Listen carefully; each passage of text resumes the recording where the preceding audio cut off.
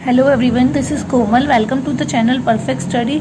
सो friends, आज की इस वीडियो में हम चैप्टर 4 थ्योरी ऑफ डिमांड का लास्ट पार्ट 3 कवर करेंगे, क्योंकि पार्ट 1 एंड 2 हम ऑलरेडी अपनी प्रीवियस वीडियोज़ में कवर कर चुके हैं। इस वीडियो में हम एक या दो जो भी हमारे कंसेप्ट इसमें रह रहे हैं उनको करने के बाद सबसे इम्पॉर्टेंट है कि हम इम्पॉर्टेंट क्वेश्चंस भी कवर करने वाले हैं। तो आपको वो इम्पॉर्टेंट क्वेश्चन वीडियो के लास्ट में मिलेंगे।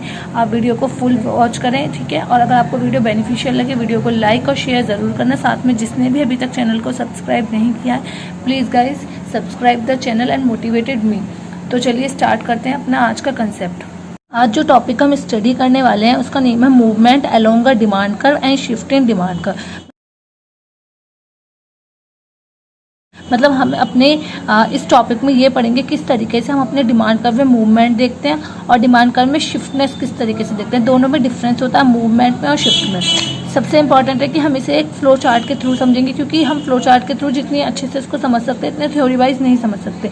तो सबसे फर्स्ट चीज़ आती है movement along a demand curve and then shift in demand curve. Movement से मीनिंग है यहाँ पे changing quantity demand and shift से मीनिंग है चेंजिंग डिमांड। हम ऑलरेडी डिमांड और क्वांटिटी डिमांड में डिफरेंस पढ़ चुके हैं। स्टार्टिंग में हमने जब इस चैप्टर को स्टार्ट किया था तो हमने सबसे बेसिक डिफरेंस, सबसे इंपॉर्टेंट जो चीज़ होती है ये जानना जरूरी है कि डिमांड और क्वांटिटी डिमांड में क्या डिफरेंस होता है। तो हमने सबसे स्टार्टिंग में इसको पढ़ा था। जिसने प्रीवियस वीडियोज़ नहीं देखी है, इसकी डिमांड और क्वांटिटी डिमांड आपको समझना है तो आप पार्ट 1 और 2 जिसमें भी है आप जाके प्रीवियस वीडियोज़ चेक कर सकते हैं। तो बेसिक नॉलेज में आपको दे देती हूँ कि क्वांटिटी डिमांड एक स्पेसिफिक यूनिट से रिलेट करती है, ठीक है। तो मूवमेंट होगा तो वो क्यों होगा? जब क्वांटिटी डिमांड चेंज होगी। और शिफ्टनेस कब होगी? जब डिमांड चेंज होगी, ठीक है। क्वांटिटी डिमांड जो होती है बेसिकली 2 टाइप्स पर डिपेंड करती है, extension of demand and contraction of demand. Most important question from exam point of view, what is the difference between extension of demand and contraction of demand. And change in demand depend करती है decrease in demand. Change in demand का meaning है या तो हमारी demand decrease होगी and increase in demand, okay. तो ये चीज़ होती है। अगर आपको डिफरेंस एग्जाम में आता है मूवमेंट अलोंग डिमांड का, वो शिफ्टनेस में क्या डिफरेंस होता है, तो मूवमेंट क्वांटिटी डिमांड में चेंज होने की वजह से होता है और शिफ्टनिंग जो होती है वो डिमांड में चेंज होने की वजह से होती है। क्वांटिटी डिमांड में अगर चेंज होगा तो वो उस पर 2 चीज़ें डिपेंडेबल होंगी, extension of demand and contraction of demand, जिन्हें हम अभी डिटेल में आगे पढ़ने वाले हैं। एंड अगर डिमांड में कोई भी चेंज होगा तो it means decrease in demand and increase in demand, okay guys. इस चीज़ हमारी आती है इसमें extension of demand caused by decrease in own price of the same commodity। Extension से मीनिंग क्या है? सबसे पहले एक्सटेंशन का मीनिंग होता है बढ़ना, इंक्रीज होना। डिमांड कब इंक्रीज होगी? Caused by decrease in own price of the same commodity. जब उस कमोडिटी को जिसको हम ऑलरेडी पहले से यूज करते हुए आ रहे हैं उस कमोडिटी के प्राइसेस डिक्रीज हो जाएं, प्राइसेस उस कमोडिटी की क्या हो जाए? डिक्रीज हो जाए, तो उसकी डिमांड एक्सटेंड हो जाएगी। इट मीन्स उसकी डिमांड बढ़ जाएगी, ठीक है। और कॉन्ट्रैक्शन का जस्ट अपोजिट होता है कि अगर उस चीज़ के प्राइसेस, जिस कमोडिटी को हम पहले से ऑलरेडी यूज़ करते हुए आ रहे हैं, अगर उस कमोडिटी के प्राइसेस सडनली इंक्रीज हो जाते हैं तो हमारी डिमांड कॉन्ट्रैक्ट हो जाएगी, इसका मतलब डिक्रीज हो जाएगी। तो चलिए एग्जाम्पल के थ्रू इसको अच्छे से क्लियर करते हैं। फॉर एग्जाम्पल प्राइस और क्वान्टिटी हमने ले लिया। सपोज पहले किसी गुड्स के प्राइसेस 5 रुपीज़ थे, तो 5 रुपीज़ पे जो कंज्यूमर था उसकी 1 यूनिट की डिमांड करता था, उसकी जो क्वांटिटी डिमांड थी वो 1 थी। देन सडनली उसके प्राइसेस 5 टू डिक्रीज हो गए, कितने हो गए? 1 हो गए। Decrease in own price of the commodity, it means 5 to 1 हो गए। तो इसका मतलब उसकी डिमांड क्या हो गई? उसकी डिमांड एक्सटेंड हो गई 1 टू 5।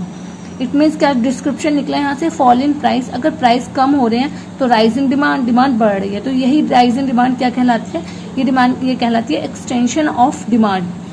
अगर हम इसे एक कंसेप्ट के थ्रू ना समझे तो हमें नॉर्मली भी पता होता है जब किसी भी कमोडिटी के प्राइसेस इंक्रीज या डिक्रीज हो जाते हैं तो हमारे डिमांड पर उसका इफेक्ट पड़ता है। हम अगर अपने ऊपर भी इस बात को लेके देखते हैं तो अगर किसी कमोडिटी को हम यूज़ करते हैं, सडनली उसके प्राइसेस डिक्रीज हो जाए तो हम उस कमोडिटी की यूनिट्स को बढ़ा देते हैं। तो उस बढ़ी हुई यूनिट्स को, उस बढ़ी हुई डिमांड को हम क्या कहेंगे? एक्सटेंशन ऑफ डिमांड, ठीक है। तो आई होप आपको अच्छे से एक्सटेंशन ऑफ डिमांड क्लियर हो गया होगा। देन इस एक्सटेंशन ऑफ डिमांड को एक डायग्राम के थ्रू और रिप्रेजेंट करते हैं, जिससे आपको कॉन्ट्रैक्शन और एक्सटेंशन के बीच में डिफ्रेंशिएट करना और ज़्यादा सिंपल हो जाएगा। तो जैसे हमने एग्जांपल लिया था, पहले उस कमोडिटी के प्राइसेस कितने रुपीज़ थे? 5। प्राइस को हमने वाई एक्सिस पे ले लिया, quantity shown on X axis, okay. तो हमने पहले प्राइसेस हमारे उस कमोडिटी के 5 थे एंड डिमांड उस कमोडिटी की कितनी थी? 1 थी। सडनली उसके प्राइस 5 टू डिक्रीज हो गए, कितने हो गए? 1 हो गए। तो उस कमोडिटी की जो डिमांड है वो कितनी हो गई? 5 हो गई, इंक्रीज हो गई। इट मीन्स ये जो डिमांड कर रही है इसका यहाँ से पॉइंट से ये यहाँ पॉइंट पे आ गया, इसकी डिमांड क्या हो गई? एक्सटेंड हो गई, बढ़ गई। पहले 1 थी अब 5 हो गई, तो ये एरो नीचे की साइड शो हो रहा है, तो ये एरो क्या शो कर रहा है, ये एरो शो कर रहा है एक्सटेंशन ऑफ डिमांड। तो अगर हमारे एग्जाम में क्वेश्चन आता है एक्सटेंशन ऑफ डिमांड का, तो हमें पहले इसका मीनिंग लिखना है, देन इसको एग्जाम्पल में एक शेड्यूल और विद डायग्राम आपको डिस्क्रिप्शन इसका देना है। इस डायग्राम को जो भी आप जहाँ पर भी रिप्रेजेंट कर रहे हैं आपको वो भी उसका थोड़ा सा डिस्क्रिप्शन डालना होगा। देन अब हम आते हैं कॉन्ट्रैक्शन ऑफ डिमांड पर। Action of demand is same as extension of demand, just उसका अपोजिट होता है, caused by increase in own price of the commodity. जब किसी उस सेम प्राइसेस की कॉमोडिटी के, जिस कॉमोडिटी को हम ऑलरेडी यूज करते हुए आ रहे हैं, उस कॉमोडिटी के प्राइसेस सडनली इंक्रीज हो जाते हैं। तो इंक्रीज जब किसी कॉमोडिटी के प्राइस सडनली इंक्रीज होंगे तो हम उसकी डिमांड क्या कर देंगे, कम कर देंगे। इट मीन्स क्या है यहाँ पे कॉन्ट्रैक्शन का मीनिंग कि increase in own price of the commodity and decrease in demand, demand कम हो जाती है। ठीक है, तो इसको चलिए एक एग्जांपल के थ्रू इसको भी समझते हैं। सबसे पहले मान लीजिए कि उस कॉमोडिटी के प्राइसेस जो थे वो ₹1 थे, 1 रुपीज़ थे उस टाइम पे। कॉमोडिटी जो था कंज्यूम करता था कंज्यूमर उसकी 5 यूनिट्स उसकी क्वांटिटी डिमांड थी। देन उसके प्राइसेस सडनली इंक्रीज हो गए, 1 to 5 हो गए, तो वो क्या करेगा, अपनी डिमांड को डिक्रीज कर देगा। डिमांड डिक्रीज हो गई तो यही डिक्रीज इन डिमांड कहलाती है कॉन्ट्रैक्शन ऑफ डिमांड। इसका डिस्क्रिप्शन क्या है, राइज इन प्राइसेस बढ़े 1 to 5, then fall in demand fall हो गए 5 to 1। सेम एज इसको भी हम एक्सटेंशन ऑफ डिमांड की तरह एक डायग्राम में एक प्रेजेंटेशन दिखाएंगे। हमने price shown on Y axis and quantity shown on X axis. Then पहले उस कॉमोडिटी के प्राइसेस कितने थे 1 एंड डिमांड कितनी थी 5। ओके, तो उसकी डिमांड सडनली, उसकी प्राइसेस सडनली 1 to इंक्रीज होकर कितने हो गए 5, तो डिमांड उसकी 5 to डिक्रीज होकर कितनी हो गई 1। तो अब की बार पहले जिस तरीके से पहले ये पॉइंट यहाँ से यहाँ पे आ गया था, पहले 1 थे और बाद में बढ़ के 5 हो गई डिमांड, तो इस तरीके से यहाँ पे क्या है कि पहले उस चीज़ की जो डिमांड थी वो 5 थी और अब कम होके 1 हो गई। तो इसका ये जो एरो है ये ऊपर की साइड जा रहा है, तो इट मीन्स ये क्या शो कर रहा है, ये कर रहा है कॉन्ट्रैक्शन ऑफ डिमांड। ये आपके एग्जाम के पॉइंट से बहुत ही ज़्यादा इंपॉर्टेंट क्वेश्चन है, जिसके बीच में अगर आपको एक भी पॉइंट क्लियर है एक्सटेंशन, सबसे पहले इसके मीनिंग से आपको अच्छे से क्लियर हो जाएगा। एक्सटेंशन मतलब इंक्रीज, फैलना, एक्सटेंड होना। डिमांड आ रहा है तो डिमांड को इंक्रीज करना, और कॉन्ट्रैक्शन मतलब सिकुड़ना। कॉन्ट्रैक्ट होता है ना सिकुड़ना, तो डिमांड कम हो रही है, इसका मतलब डिमांड कम कब होगी, जब उसके प्राइसेस इंक्रीज होंगे। और डिमांड बढ़ेगी कब, एक्सटेंड कब होगी, फैलेगी कब, जब उसके प्राइस डिक्रीज होंगे। तो आप इस तरीके से भी भूलेंगे नहीं, आपसे गलती भी नहीं होगी, कंफ्यूजन भी क्रिएट नहीं होगी कि किस में डिक्रीज आएगा किस में इंक्रीज आएगा, रटने की भी नीड नहीं है। तो अगर आपको इसका मीनिंग अगर समझ आ गया, एक्सटेंशन मतलब क्या होता है, कॉन्ट्रैक्शन मतलब क्या होता है, तो क्लियर हो जाएगा अच्छे तरीके से। ठीक है, तो ये हमारा ये दोनों कंसेप्ट किसके अंदर आते हैं, ये दोनों कंसेप्ट हमारे आते हैं मूवमेंट अलोंग डिमांड का। मूवमेंट का मीनिंग होता है एक्सटेंड होना डिमांड का, कॉन्ट्रैक्ट होना। देन अब हम पढ़ते हैं शिफ्ट इन डिमांड का। ओके, नेक्स्ट टॉपिक हमारा आता है शिफ्ट इन डिमांड का। ये हम सभी को पता है, शिफ्टनेस जो होती है, या तो डिमांड का कोई अगर हम ना देखें, नॉर्मली भी देखें, शिफ्टनेस या तो हमारा कोई भी कर्व होता है, या तो वो फॉरवर्ड शिफ्ट होता है, या फिर वो कैसे शिफ्ट होता है, बैकवर्ड शिफ्ट होता है। तो ये एक हम इसको एक डिमांड कर्व में रिप्रेजेंट करेंगे, फॉरवर्ड शिफ्टनेस किस तरीके से आती है और बैकवर्ड शिफ्टनेस किस तरीके से आती है।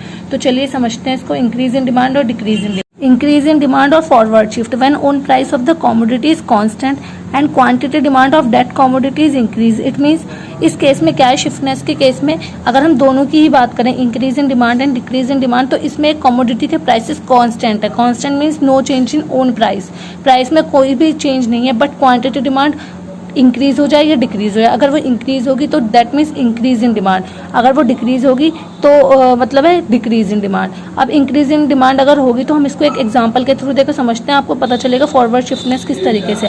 पहले किसी कॉमोडिटी के प्राइस 10 रुपीज़ थे, उसकी क्वांटिटी 20 थी, प्राइस अब भी 10 है, अब भी प्राइस में कोई चेंज नहीं है, प्राइस कांस्टेंट है, डिमांड अपने आप इंक्रीज होकर 30 हो गई।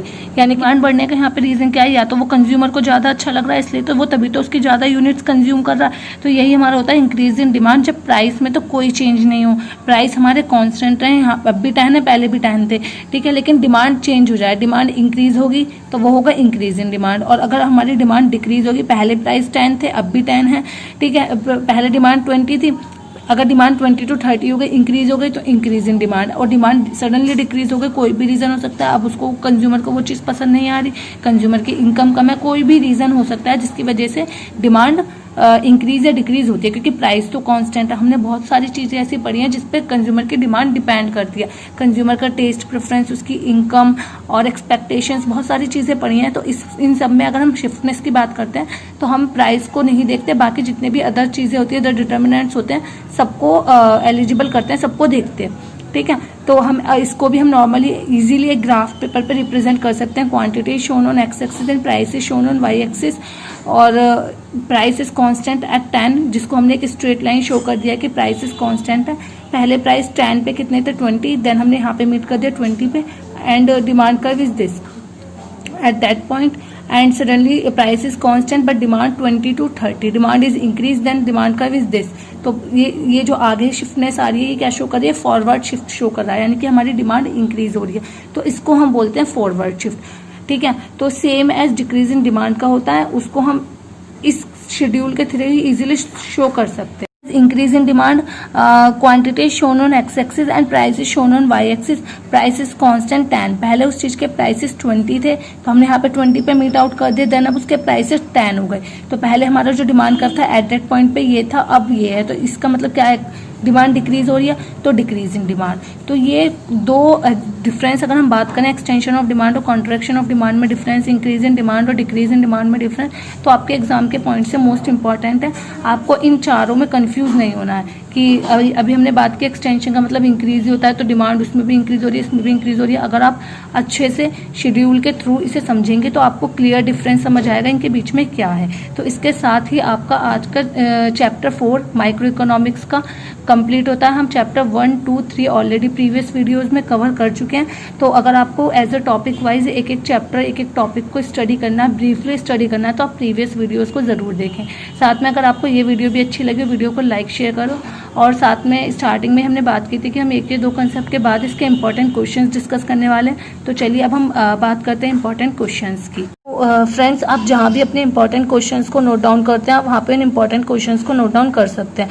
तो चलिए स्टार्ट करते हैं। सबसे फर्स्ट इंपॉर्टेंट क्वेश्चन आता है, what is demand and what is quantity demand. इनके बीच में difference between demand and quantity demand, and then demand schedule, demand curve, and the most important demand function, determinants of demand. इन सब topics को हमने part 1 theory of demand के part 1 में discuss किया था। अगर आपको स्टडी करना है, आप ब्रीफली स्टडी करने हैं, तो आप प्रीवियस वीडियो देख सकते हैं इसके लिए। देन सेकंड पार्ट में हमने डिस्कस किया था लॉ ऑफ डिमांड से रिलेटेड जितने भी कंसेप्ट होते हैं, what is law of demand, assumptions of law of demand, slope of demand curve and exceptions of demand.